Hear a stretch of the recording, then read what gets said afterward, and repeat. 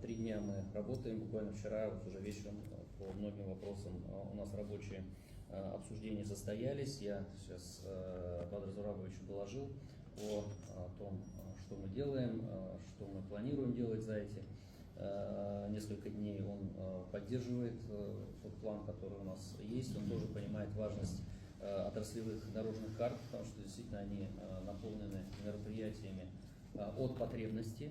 У нас это энергетика, и туризм, и социальная сфера, и цифровизация государственного управления в сфере недвижимости и налогообложения, это и медицина и образование.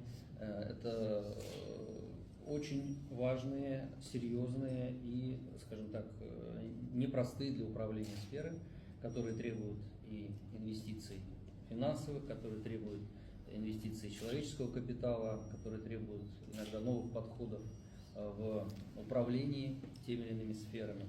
Вот. Но задачи стоят перед нами, задачи стоят очень серьезные по развитию экономики республики, дальнейшему развитию, чтобы те темпы, которые мы набрали за предыдущие несколько лет, не только не потерять, но и усилить, ускорить.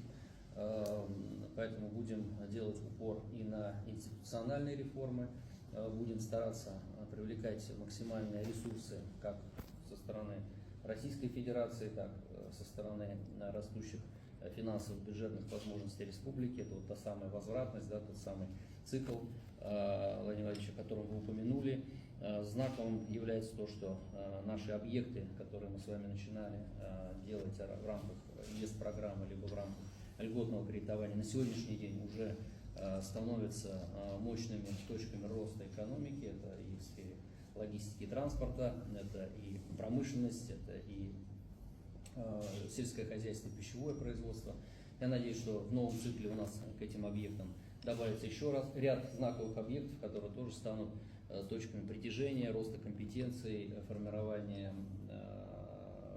новых рабочих мест, высокооплачиваемых, технологичных, современных, которые позволят молодежи Абхазии находить себя, получать образование, находить себя у себя дома в республике.